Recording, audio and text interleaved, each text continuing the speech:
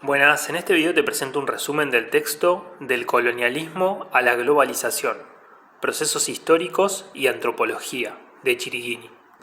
Este texto corresponde a la unidad 1 de la materia Antropología Cultural y Social.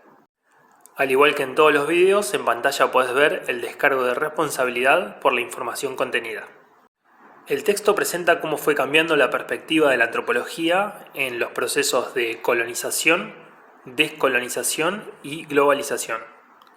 Comienza haciendo notar que la perspectiva o mirada antropológica es anterior a su institucionalización como disciplina científica, lo cual ocurrió a mediados del siglo XIX. Y esto se refiere al momento en que las sociedades se ponen en contacto y se reconocen como diferentes. En ese instante de asombro, que requiere cierto nivel de incomprensión, de ininteligibilidad del otro y de sus actos, se instala la pregunta antropológica acerca del porqué de la diversidad de las culturas. No nos sorprende ese otro por sus particularidades, en su individualidad, sino en tanto representante de otra cultura, como integrante de un universo simbólico diferente. Estos encuentros no ocurren aislados, sino en el marco de procesos sociales e históricos, que otorgan sentido y coherencia a los modos como percibimos la otredad cultural. Por ejemplo, en una situación de conquista y dominación, las relaciones que signarán la visión del otro serán asimétricas, y el asombro se desvanece en los proyectos de avallazamiento y opresión. En el caso de las potencias imperiales europeas, a pesar de las rivalidades que tenían entre ellas y que las llevaban hasta enfrentamientos bélicos, tenían algo en común. Esto es reconocer la alteridad radical respecto de aquellos con quienes ellas se enfrentaban.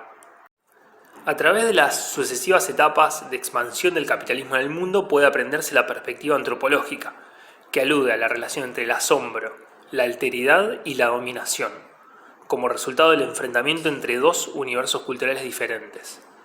En ese sentido, la situación colonial forma parte del sistema capitalista, creando al salvaje, al primitivo, como una imagen invertida del europeo.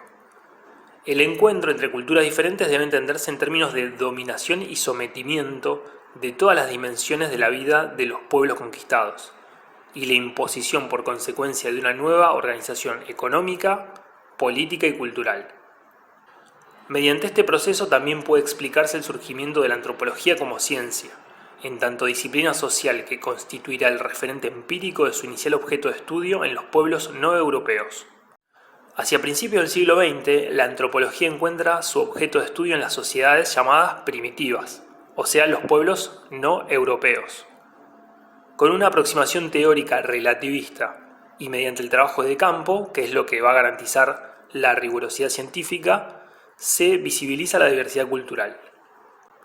Este trabajo de campo consiste en la convivencia y la observación con participación en las comunidades por un periodo de tiempo prolongado. Su propósito es observar la conducta tal como se manifiesta, manteniendo con la comunidad un extenso diálogo sobre sus prácticas y creencias. Se torna un requisito el estudio en comunidades pequeñas que harán posible la implementación de dicha técnica. Estas sociedades primitivas eran consideradas como sistemas cerrados, autosuficientes, como si funcionaran independientemente del sistema colonial vigente. El objetivo principal del antropólogo era dar cuenta de la totalidad de la cultura, pero dejando fuera del análisis las dimensiones económicas y políticas. Durante la descolonización, la antropología asume una mirada crítica sobre su objeto de estudio y sobre alguna de las categorías teóricas utilizadas durante el periodo clásico.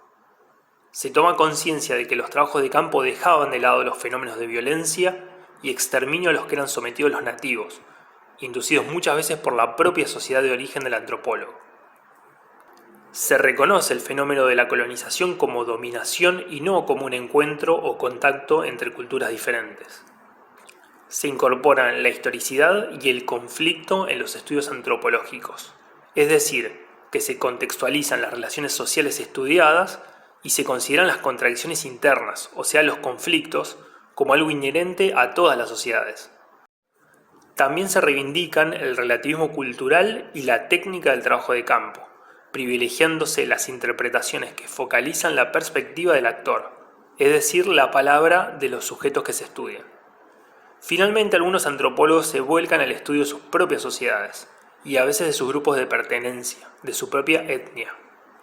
Ya en la globalización, la antropología debe encontrar asociaciones o vínculos entre las historias y los procesos locales que estudia, o sea, su objeto de estudio, y el sistema hegemónico mundial.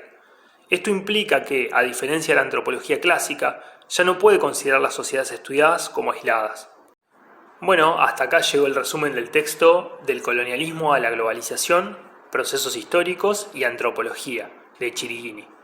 Espero que te sirva, podés compartirlo con quien vos quieras y si querés también podés dejar un me gusta. Nos vemos.